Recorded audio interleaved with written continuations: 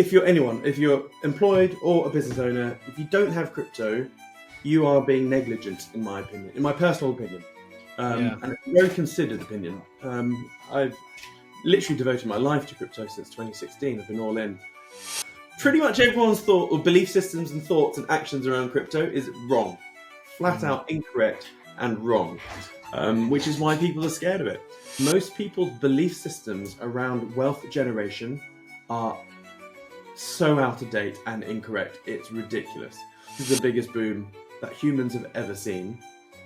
And if you're not swatting up on AI and you have zero crypto, well, you're dooming your future self to a life of mediocrity and poverty, in my opinion, because every central bank on the planet is increasing the currency supply by 15% per year. So if your savings and investments are not making 15% per year, you're getting poorer. Imagine how big the internet boom was. Times that by 10. If someone's listening to this and you hate your life right now, let's say you feel like you're worth more, your bank balance doesn't show that. This is because in every aspect of your life, whether it's health, work, relationships, your belief system is incorrect. I see $10 million per Bitcoin within 10 years, easily.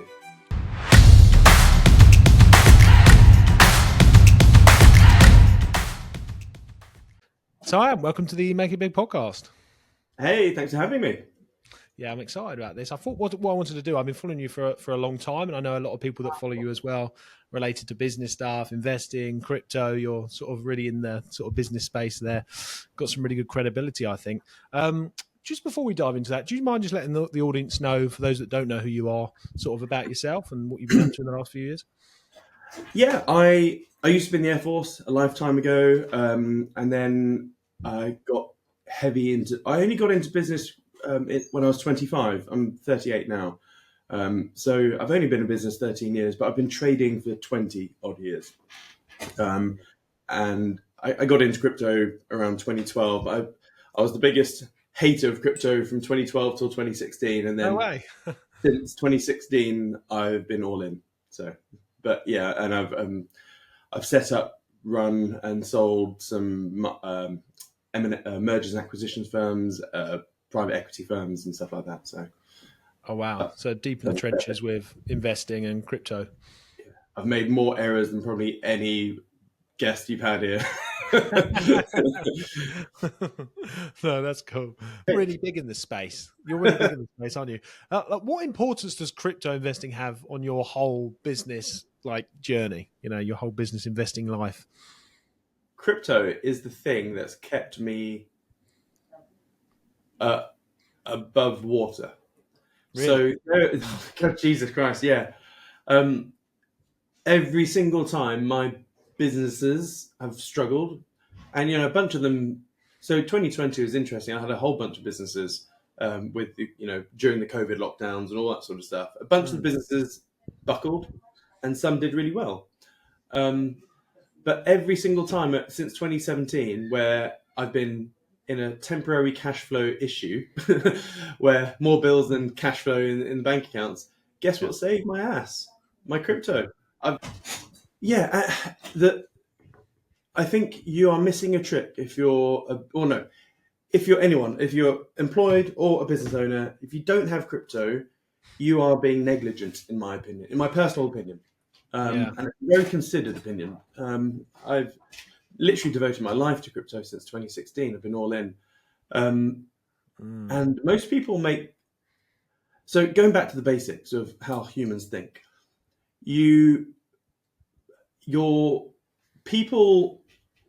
people's thoughts are derived from their belief system, right? You'll have a belief system about something, anything. That belief system then issues the type of thoughts that percolate around your mind. And based on those thoughts that percolate around your mind, you then do actions, right? Beliefs, thoughts, actions. Now, if you have a negative belief system on whatever, an incorrect belief system on something, you'll then be generating incorrect thoughts and therefore incorrect actions. So if you're someone, let's say if someone's listening to this and you hate your life right now. Let's say you You feel like you're worth more. Your bank balance doesn't show that. You've got stress in every part of your life, from work, marriage, health, whatever. This is because in every aspect of your life, whether it's health, work, relationships, your belief system is incorrect. Your mental model of the world, your mental model of that area of your life is incorrect. And therefore, it's forcing you into decision making or actions which garner more pain for you. When you talk about wealth, the wealth generation journey, most people's belief systems around wealth generation are so out of date and incorrect. It's ridiculous. If you were to take a standard distribution of the population, it's a bell curve, right? So everyone within 2 sigma, that's 95% of the population, all like that is the average. So if you take the bell end of that standard distribution curve, that is 95% of the population. So that is literally average. So if you look, and and therefore they have average wealth, average whatever. So if you were to then identify the belief systems and thought processes and actions of everyone within 2 sigma of the population standard distribution, what do you get? I have to do well in school, work forever, go to uni, get a good job, and work a job forever.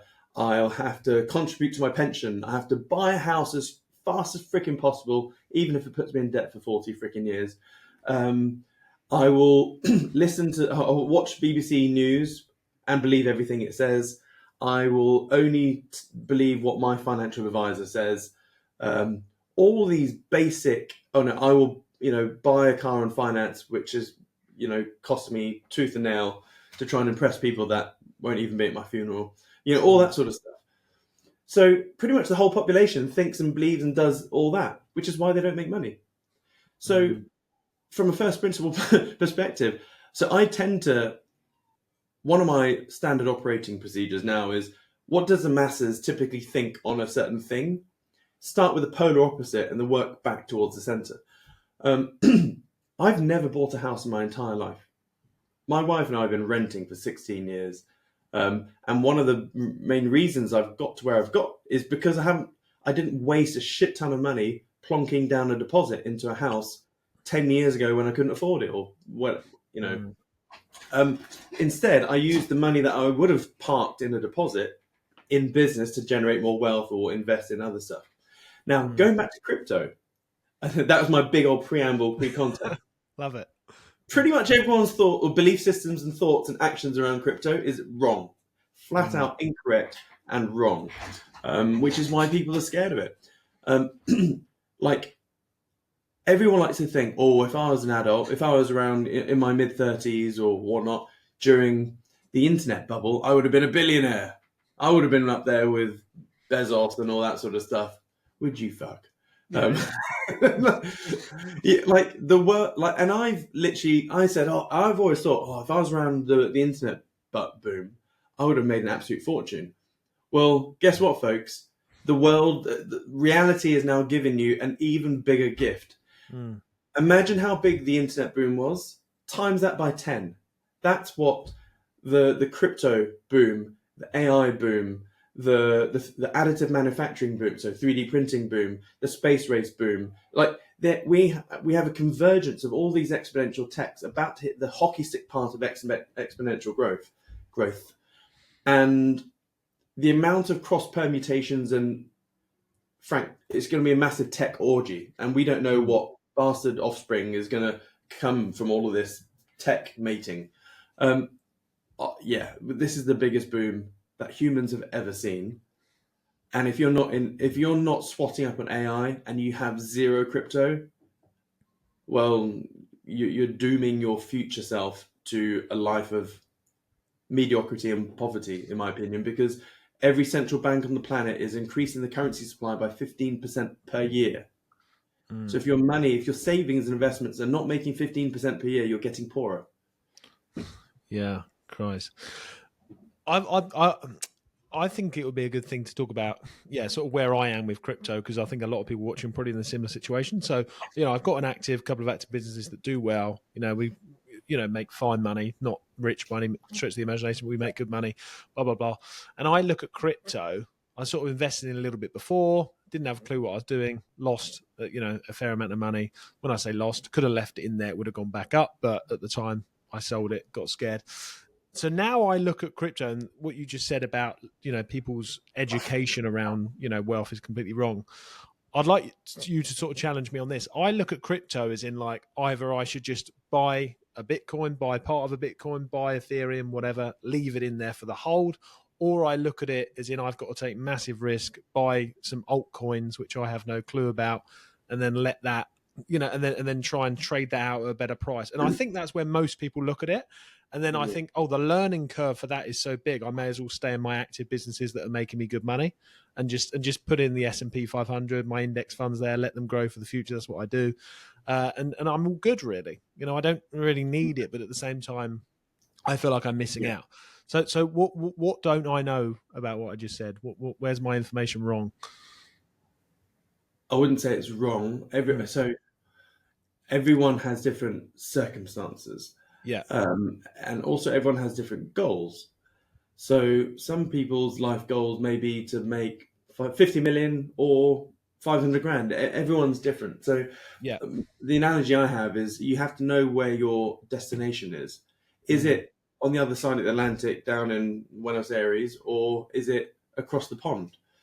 The vessel that you need to get to your destination really depends on the destination. If you're in a little lake trying to get to the other side of the lake, a rowing boat, absolutely fine. If I want to go to Argentina, I need a frigate of some sort, or catamaran at the very least.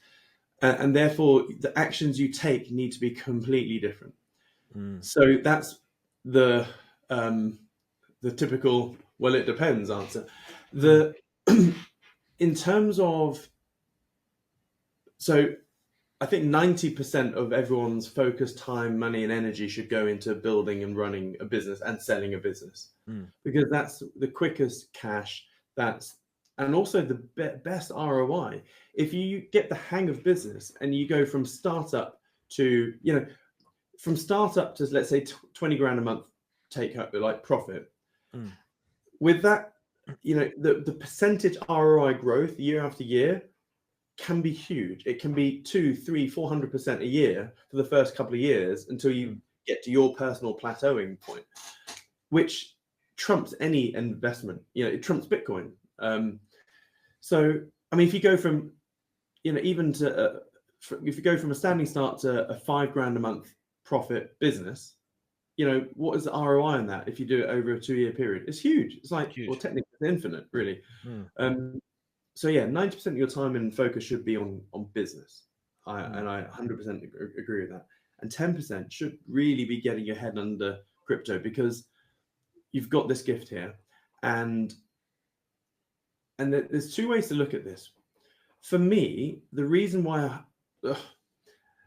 let's put, again, more context. Everyone has, or anyone in business, or anyone really, has 2 net worths. You have your liquid net worth and illiquid net worth. 100% of my illiquid net worth is the equity within my businesses. And I call it illiquid because could I realize that value within a 3-month period or 6-month period? No, because it means selling up my business. Typically, it takes over a year to sell a business. If from the moment you go, I want to sell my business, most people, it will take more than a year until they make some sort of deal, because you then got to go market your business. You've got to tart it up, go to market. You got to, So that's illiquid. So 100% is in business. 99% of my liquid net worth is in crypto, and I've got 1% just to pay bills and stuff like that, school fees and stuff. Now, to the average Joe, they'd be like, "Wait a minute, you got like basically all of your liquid net worth in crypto. You're some sort of crazy degenerate gambler." No. So, and here is why. I've probably spent at least 1,000 hours researching macroeconomics and crypto with respect to how it all intertwines. The average person probably spends 10 to 50 hours researching their next car, their next holiday, their next whatever it is. Most people have barely spent 1 hour researching crypto. Like, So everyone you ever speak to about crypto, all they're making this, they've literally formed their entire belief system and thought processes around a couple of headlines. Crypto's scary. It's like the amount of people with, TDS, Trump derangement syndrome. Like they think Trump bad man, but okay, how many hours of interviews have you actually watched of him? Stuff like that. So with crypto, you cannot make a considered opinion on what you're going to do until you've spent 20 hours worth of focused research, not just put some random podcasts on and then walk the dog and do the washing up, as in, because you're not really listening. You're hearing it, but you're not listening. 20 hours of focused research, I promise you your mind will change. Now, for me, I'm not all in on crypto. I'm all out of fiat currencies. I'm fleeing fiat currencies. I'm not going all in on crypto. As I said, this is where most people don't understand macroeconomics. Absolute first principles, basics. Every central bank on the planet is increasing the currency supply by 15% per year, 15 to 16%. I'm being generous when I say 15%. So go back to basics. If you're spending every waking moment of your adult life working and busting your gut to making your £5 an hour or £50 an hour, whatever it may be, you're bleeding your time to acquire this thing which is diluting by 15% per year. So you're spending your blood, sweat, tears, talent, and time earning this ice cube, and this ice cube is getting smaller 15% per year. That makes zero logic. Because over a 5-10 year period, that ice cube has shrunk like more than half. And all you have to look is Argentina. Argentina right now is a prime example. In just 20 years, it's gone from 1 peso to the dollar to now it's over 1,000 pesos to the dollar. So there's no middle class. You have extreme poverty and then billionaires. That's it. So it makes zero sense to spend your life working to earn pounds sterling, because it's just it's diluting 15% per year. So you then have to scour the globe and go, okay, well, what asset grows more than 15% per year? Because I'm not in this to tread water. Like, so if you put your money into an asset that makes 15% per year, a lot of people pat themselves on the back, but you've made 0% real ROI. So what makes 25? Let's say you want to make a clear net real 10% profit. So then you're looking, okay, what makes 25% ROI per year, every year? Or business, obviously, if you get the hang of that, straight away, boom. But do stocks? No. Stocks only grow up 15-20% per year. Sometimes a lot less. Property, hell no. Buy to let, hell no. Rent to rent, not really.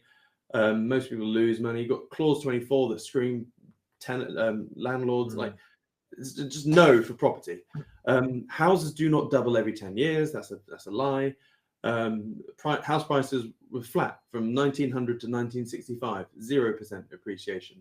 The only reason house prices have gone up, 100% every 10 years, is because the currency supply has gone up. Well, the currency supply is actually growing a lot faster than house prices. Like bonds, tracker funds, no. Every asset class on the planet does not beat currency dilution. And then you look at Bitcoin, which has 150% CAGR. It's like, oh, okay, so this is my financial Noah's Ark. Bitcoin or crypto. When I say crypto or Bitcoin, I never buy Bitcoin, but Bitcoin is the Noah's Ark. So I'm running away from fiat currencies and I'm moving to the first globally scaled asset class that's been created in over 1,000 years. That, like, the last time a brand new globally scaled asset class came into existence was well over 1,000 years. No one has ever seen this before. So I look at crypto as, I think where I'm going wrong is I look at crypto as a risk. I look at it as because it's decentralized, and I feel like, I don't know. I'm sure my mindset's wrong about this. Apart from the Bitcoin, like the Bitcoin, the Ethereums, apart from them, any other coin, I just instantly think not scam, but dodgy. Oh, you're in the casino. Like something is going to get pulled from me, but that's probably just the mainstream media that I've sort of been brainwashed with. And I just know that so many people think the same that are listening to this, but that you see fiat currently as risky. Fiat That currency is is the risky, riskiest. and I see crypto as risky. But I know that that's not right. I know it, but I'm not Yeah, yet round to sort of. I'm gonna. It's strange, yeah. I know a lot yeah. of people think the same. It Yeah, is the casino. So like crypto is 99% bullshit, 1% amazingness. right. So to be safe, don't dick around with anything else. Bitcoin and Ethereum, they are the safe havens for crypto. Everything else, yeah, you're like playing with penny stocks effectively. Penny stocks on steroids. But That's you said you basically don't. You said you never buy Bitcoin. Is that because you're happy to take the risk, or is it not? or With the just other because coins? I've been trading for 20 years. I know what I'm Mm, doing. mm, So, but for most people, like, put it this way, the biggest asset manager on the planet, BlackRock, with well over $10 trillion worth of AUM that effectively control the world and own pretty much every US company that you can think of, they are all in on, well, they're not all in, they are plowing into crypto in a large scale. mm. They've launched a Bitcoin ETF, the fastest and most successful ETF in human history. They've launched the Ethereum ETF. They're launching further ETFs. The US government is, when Trump gets in on the 20th of Jan, the US government have signed a new bill. They're buying 1 million Bitcoin over the next 60 months. 1 million. Wow. So depending on the price of Bitcoin, that's between $1.5 to $2.5 billion per month of buying of Bitcoin. You have MicroStrategy, that's gobbling up Bitcoin. He's borrowing money at 0% APR and plowing it all into Bitcoin. He's about to raise another 42 billion to do that. So you have this Bitcoin strategic reserve that's now being adopted by not only companies but countries. All my personal businesses have had a strategic Bitcoin reserve since 2016. It's just now bigger people are starting to figure this out. You have Argentina, El Salvador, you have Russia and China all trading and buying Bitcoin furiously. Russia is unofficially the biggest Bitcoin miner on the planet. China and Russia have a lot of Bitcoin that they haven't admitted. This year, I think, is the year we find out how much they really have. And like I could talk forever about this, Yeah. but long story short, the smartest and richest people on the planet are going all in on Bitcoin and Ethereum. Yet the average Joe still thinks it's risky. I mean, Jesus Christ. Yeah. So what, So what about the the people average that? Joe thinks they're cleverer than Michael Saylor Yeah. or Larry Fink. But what about the people like I see Bitcoin now and I'm like, it's gone up so much in the last few months. Like if I buy it now, then I'm like, it's just going to go down. Then I'm going to be kicking myself. Do you ignore all of that? Just like any time's good now because in 10 years' time it's going to be crazy. Oh, Or no, it is a paradigm shift. It is going to suck up, and it's the orange Pac-Man that no one really can think of. It is eating into every different asset class. I wish I could share a whole bunch of slides because the visuals really really make a point. But like, if you just take, so long story short, I don't know. It's so hard to explain without pictures. Yeah. Whenever you're valuing, so people don't understand price and value. They look at a price, a chart or a price of something. Oh, it's going up. Great. You need to get out of that. You need to be obsessed with value, not price. So when you look at a chart of something, you're always comparing it against the dollar. Okay. So if you look at the price of the S&P 500 or the price of your house, it's the price of your house against GBP, right? That is the pairing that you're doing. House price versus the GBP or whatever. From now on, you have to gauge anything you want to value against M2, as in the currency supply. As in, if I'm in the UK, right? If I'm looking at house prices, I don't look at just the HPI, which is the GB house price index, which is what everyone does, and the chart looks like that, and everyone pats themselves on the back. You have to look at HPI divided by UK currency supply, which is UK M2. And then all of a sudden you realize the chart is falling massively because the currency supply is growing faster than house prices are rising. So house prices have actually dropped in value constantly since the 1980s. Constantly. And I'd love to share that chart. In fact, got my book here. There will be a picture in here. I will show you that picture because I've had many different. Here we go. So, excuse me, 2 moments. It'll be here. I'm pretty sure. I remember I was explaining to someone at a restaurant. Here we go.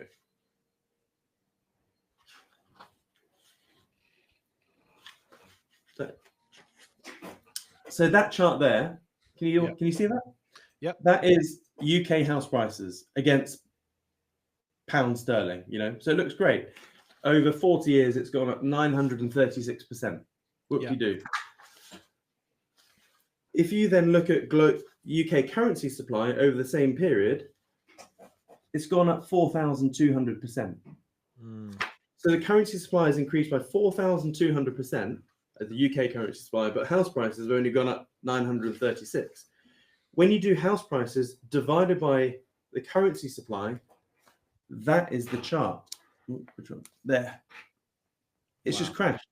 And it's the same. So whenever I look at something, I divide it by the currency supply to see is it actually going up in value. Bitcoin's the only thing going up in value. So and there's less of it being created. What? Crypto? The Bitcoin. Yes and no. So there will only ever be 21 million.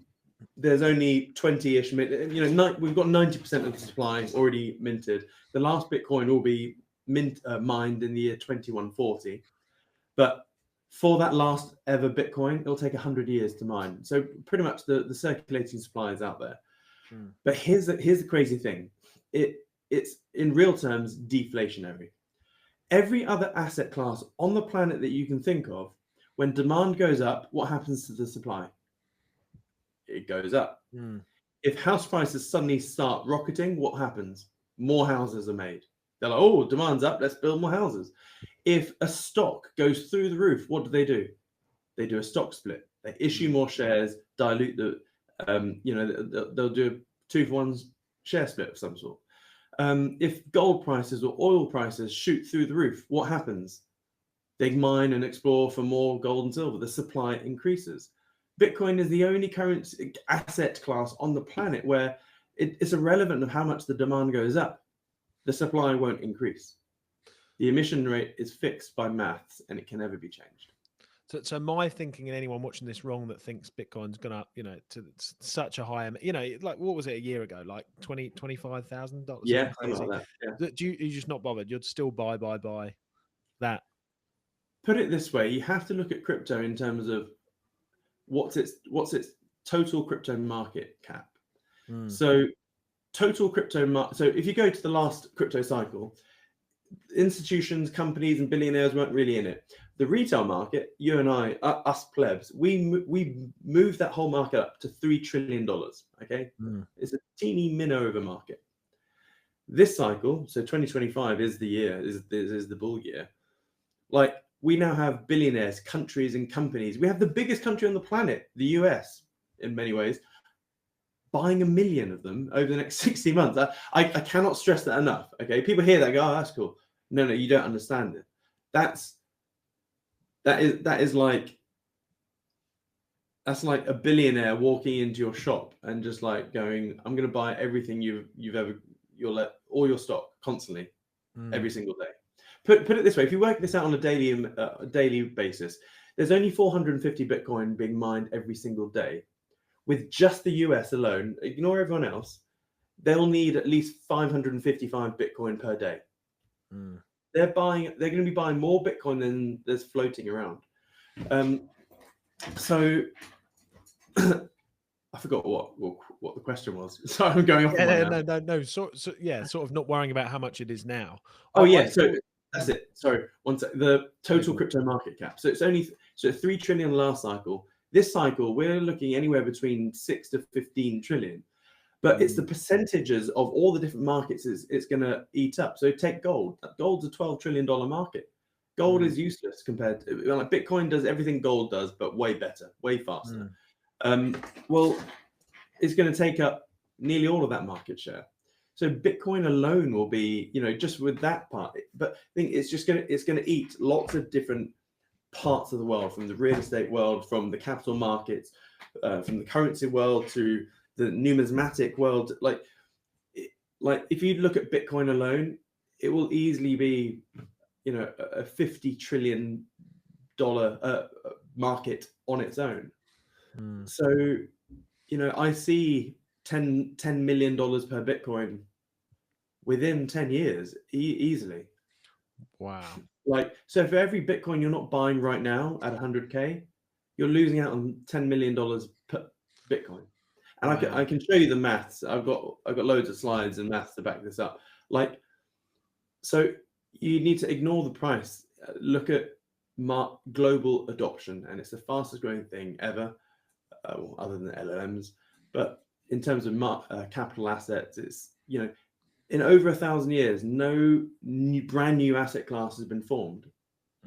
This is a once in a lifetime thing. You don't want to be chatting with your grandkids in the future going, "Oh, granddad, you were a business owner back when Bitcoin was getting going. Did you buy any?" I can actually see you that. have to look them in the eye and go, "No, I was a retard and I didn't buy any of it because I was too scared. I was too busy in my active business, making 10 grand a month." Yeah. I couldn't be asked to spend 20 hours of focused learning in the biggest booming capital asset class that's ever happened. It's just ridiculous. I saw a really famous, you'll know it, probably who it is as soon as I say it, but he said, a famous video the other day of a guy that said you only need 0.01 of a Bitcoin. Yeah. Do you think that's true? Yeah. Yeah. $10 million per Bitcoin times 0.01. That's, which I've done not enough zeros here. 10, 1, 2, 3, 4, 5, 6 times 0.01. That's 100K. Yeah. It's your pension. Yeah. Because the currency supply is... So what do bankers always do? What do politicians and bankers always do? They print their way into oblivion. Yeah. So they're not going to stop printing. It's maths at the moment. So the US is going to be spending 40% of its annual income, on interest-only repayments on its $32 trillion debt. Maths have taken over now. So they can only print their way out of oblivion. And therefore, when they print, what happens to capital assets? They go up. And Bitcoin is the only asset class, and Ethereum, where the supply won't go up from a real perspective. I guess I just had this sort of misbelief that I'm going to be able to put it on my ledger right now, buy it for 100 grand. And then in 10 years, I'm going to be able to just transfer that and just sell it for 10 million. I don't know, something. Yeah. I don't know. I just feel like that's something that's going to happen in between then that stops me being able to do that because it sounds too good to be true. You see what I'm saying? I know that's just a mental block there. It just feels weird, The paradigm shift here is that you're still thinking you're going to be selling it back into fiat currency in 10 years' time. Oh, yeah, of course. No, you're not. Because your currency will have been diluted away. The best example I can give you is the Argentina story. And I hammer on about this for freaking ages. So that is the chart of the Argentinian peso against the dollar. For anyone watching audio, it's just, 90-degree up angle. Yeah. And so in 2000, 1 peso equaled $1. In 2025, 1 peso equals over 1,000 pesos equals $1. If you're in fiat currency, that's going to happen to you. So in 10 years' time, the dollar and the pound will still be here. It's not going to disappear. But a lot of people won't be measuring how much money you have. They'll be looking at how much Bitcoin do you have. If you want to put a deposit for a house, you'll be putting it in Bitcoin. But the thing is, it has a CAGR of 150% per year. You can do self-liquidating loans.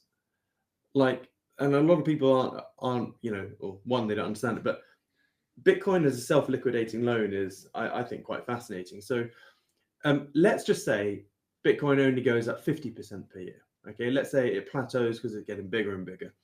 Well, you can borrow off of your, let's say you have $100,000 worth of Bitcoin, right? And you borrow 50 grand of that. So you put it up as collateral, you borrow $50,000. Your LTV is 50%, right? And let's say it's a perpetual loan, so there's no term limits, which you can do. Now, let's say over several years, your collateral has gone from, because Bitcoin's going up, let's say 5 years, 10 years, whatever, your 100K Bitcoin that you've put up as collateral is now worth 200K. Well, guess what? What's your LTV? It's now 25%. And as the Bitcoin value goes up and up and up and up, your LTV goes down and down and down and down.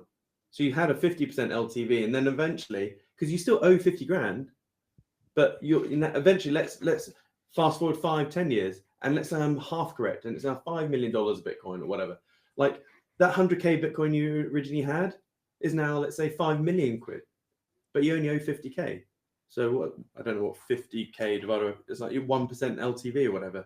So you can basically take out a loan where the loan will just pay itself off, and it's like a free loan effectively.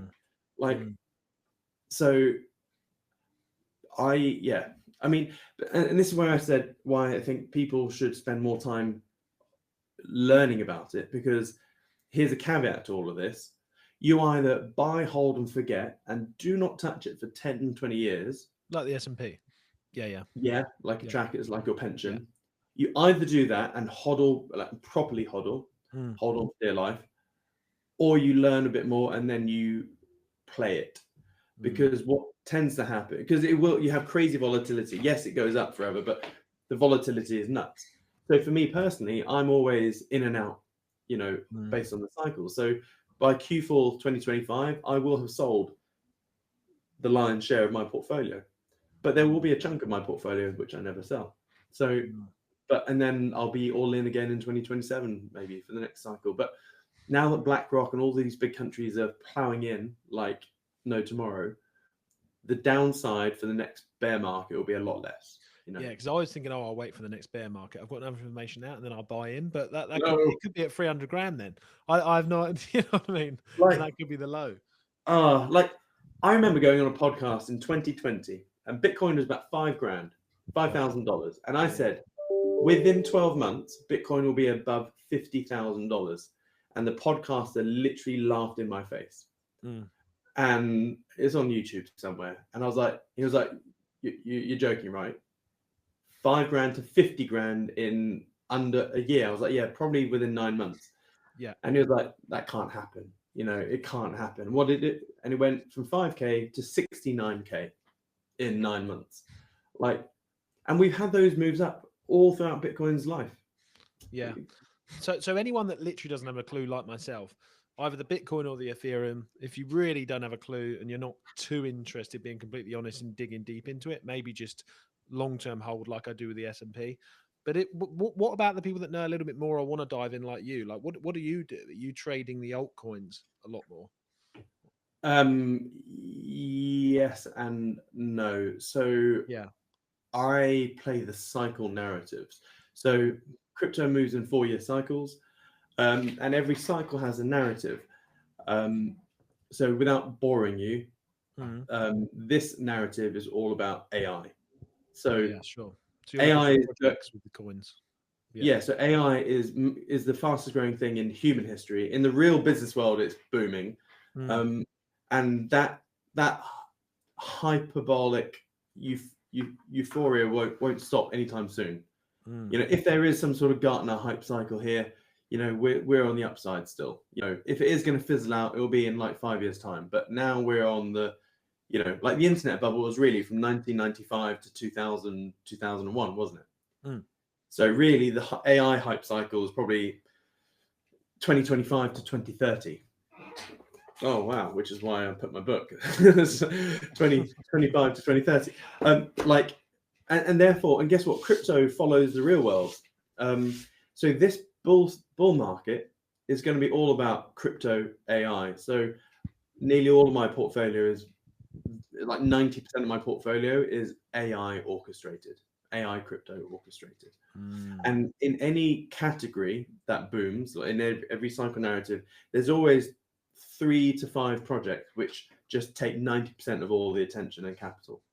So I've identified a couple of AI projects which are just hoovering up talent, eyeballs, and capital. and I'm heavily into them. Wow. So Crazy. yeah.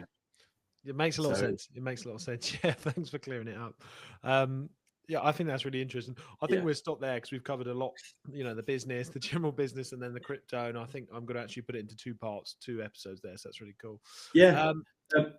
Go on. I probably a bad thing to end on, but I genuinely feel if you don't spend at least 20 hours doing focused learning on Bitcoin, you are being negligent to your family and to your future self. Negligent. I agree now. Yeah, I've spoken to a lot of sort of crypto people and stuff, and all have been great. No one's, including my sister, that's used to train with you. Actually, she's been badgering me. She's like, "Why haven't you bought any crypto? Why haven't you bought it?" And I'm just like, "I'm too busy. I don't know. I don't invest in stuff I don't know." But now you're the only person that's really convinced me. I'm like, now I really need to just get some. Yeah. So I put it this a lot way: of people listening will be the same. Yeah, some crypto projects give yield, right? When you stake it. Yeah. The yield from my crypto pays for all my payroll in every business. Wow. All my salary is free. So effectively, my staff are free labor because the yield I get every month from my crypto covers payroll. That's like incredible. How much easier would your business be if you had no payroll? And that's just this is what you mean by the new age of thinking, the new way of finding. People are just not up to date. I didn't even think about doing that. I didn't even know that was available as an option. You know what I mean? Yeah. So it's just it's a different way of thinking completely. Sam, where can people find you? Have you got you had that book there? Do you want to show that book so people can get that? If you want to get that, or where can they find you? Follow you? This will be on Amazon at some point soon. That we had the world's worst book launch, but it's called Get Filthy Rich between 2025 and 2030 with crypto and robots. Amazing. I love it. Yeah. So I'm gonna get it. Yeah. But yeah, siamkidd.io. So yeah. Okay, siamkidd.io. That's your website with the book. Is the book on there and the website, all your links? Yeah, it will be. Yeah. So unfortunately, Amazon have said no. We will not list your book on Amazon for some reason. I don't know. Because the crypto thing. Probably. I don't know, but if you go to siamkidd.io, you can get it there. Nice, awesome. So and obviously YouTube and everything. You're on YouTube. Oh yeah, we're on YouTube. I'm active on Twitter and all that. But awesome. Yeah, this is a non-profit book, so we're selling it only at £13, but it costs £13 to print it and then post it. So wow, this isn't not for profit. This is just. Why are you doing that out of interest? If it's no profit, because millions of people are, like we've explained, will have an incorrect belief system about crypto. Yeah. And now is the easiest freaking time in human history to make life-changing money, or some people say wife-changing money. But it's I've never heard that. Yeah, and all it needs, everyone has different scales, right? Even if you've got 10 grand to your name, just put this is not financial advice. I would personally put all 10 grand into crypto, but the more you learn, the more you realize that the existing ecosystem that you're in, the fiat currency world, is falling to bits, and the world's biggest superpowers are scrambling to buy as much of it as possible. And if you think you know better than the smartest people on the planet and the richest people on the planet, you're wrong. So you have to be a remora. So whenever you see a great white shark, you see all those little fish that swim along under its belly and stuff. They're remora fish. That's all we can be as plebs. We have to summon our inner remora and go where the smart money goes. And whether you like it or not, crypto and AI is basically what you need to go all in on and go deep over the next 5 years, and you will change your life. I promise you. Crazy. That's if you execute properly. That is. Yeah. Watching this is enough. Yeah. Awesome. Love it. Well, thanks so much for coming on, Sam. It's been amazing. Everyone, make sure you go and follow Siam as well, and obviously follow this podcast and all the major sites and YouTube, all that good stuff. And we'll see you next Thursday for the next episode. Thanks for watching, everyone. Cheerio.